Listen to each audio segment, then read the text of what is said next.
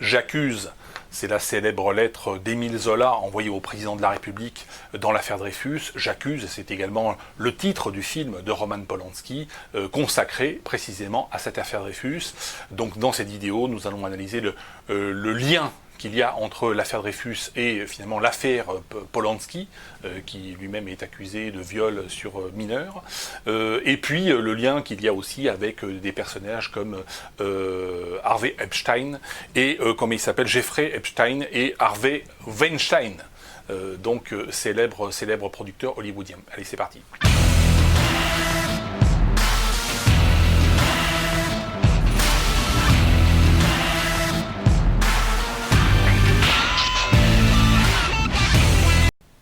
L'affaire Dreyfus, qu'est-ce que c'est?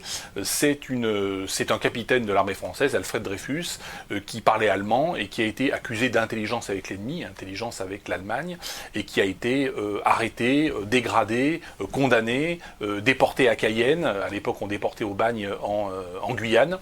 Et le véritable scandale, c'est que c'est le système de défense d'Alfred Dreyfus. Au lieu de dire les accusations portées contre moi sont fausses, je peux démontrer que c'est faux, et de répondre sur le fond, il a répondu sur la forme en disant « Vous n'avez pas le droit de m'accuser, et cette accusation que vous portez contre moi, vous m'accusez parce que je suis juif. » Et là se déclenche une affaire et une polémique en France tout à fait considérable, puisque les partisans de Dreyfus vont dire « Il a raison de se défendre, et on l'attaque en tant que juif, c'est de l'antisémitisme. » Et les accusations sont fausses. Ils ont raison sur le fond, les accusations sont fausses, parce qu'effectivement les accusations étaient fausses. Par contre, les Dreyfusards ont tort sur la forme, puisque sur la forme, eh bien, on ne peut pas fonctionner comme fonctionne un peu Jean-Luc le millionnaire aujourd'hui en disant ma personne est sacrée. En gros, on ne peut pas m'accuser parce que je suis juif. Ça n'est pas quelque chose de tenable. Les Dreyfusards ont à la fois tort et raison, et les anti-Dreyfusards ont également tort et raison.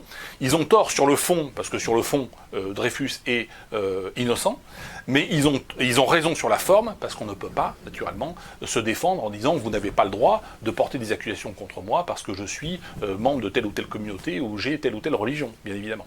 Donc c'est pour ça que l'affaire Dreyfus a été déclenchée, elle a été aussi longue, elle a été aussi passionnée dans la France des années donc 1894-1906. Alors, de manière un peu perverse, parce que finalement Dreyfus était un type assez pervers, qui a un système de défense tordu, on a le petit Roman Polanski, grand cinéaste très connu, qui lance son film J'accuse, et qui reprend donc cette affaire Dreyfus, et lui-même adopte un petit peu cette attitude, c'est-à-dire il dit on m'accuse de viol, un certain nombre de filles m'accusent de viol ou viol sur mineur, mais vous n'avez pas le droit de m'accuser, quelque part, parce que vous m'accusez parce que je suis juif, donc c'est de l'antisémitisme. Donc c'est un peu le même système de défense. Polanski, elle s'inscrit aussi dans une continuité de plusieurs affaires qui ont défrayé la chronique au cours des derniers mois et des dernières années, notamment l'affaire Harvey Weinstein, qui est ce producteur hollywoodien, lui aussi accusé par des actrices de viol, et puis ça fait suite au suicide assez récent de Jeffrey Epstein, qui était un milliardaire, lui aussi accusé d'avoir entretenu un réseau de prostitution. Ce qu'il faut savoir, c'est que dans le milieu du cinéma,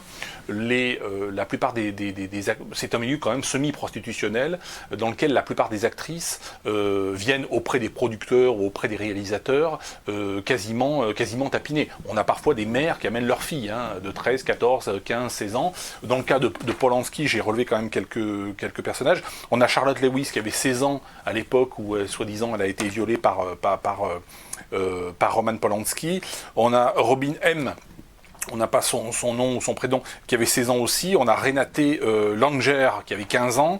Et puis on a une Mariam Barnard, qui avait 10 ans, et qui avait fait une séance photo. Donc on l'a pris par le bras, et elle a accusé Roman Polanski d'attouchement sexuel.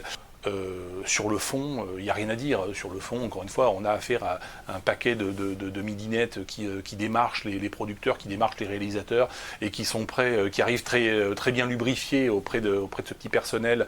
Et en face, on a des hommes. Il faut vraiment être pédé comme un phoque pour pas taper dedans à un moment donné. Sur le fond, donc il n'y a rien à dire. Par contre, sur la forme, c'est extrêmement choquant de voir effectivement toutes ces associations féministes et autres hurler contre ces producteurs ou contre ces réalisateurs. Moi, ce qui me choque, ce sont les associations féministes qui vont hurler contre les réalisateurs ou contre les producteurs de cinéma, alors que vous avez des dizaines, des centaines, des milliers de viols qui sont perpétrés par des chances pour la France, dans les caves, dans des tournantes, dans des banlieues, des violeurs qui sont condamnés à des peines de prison avec sursis. Donc une fois la condamnation passée, la fille qui a été violée par 14 personnes retrouve les 14 dans son allée. Ça choque pas.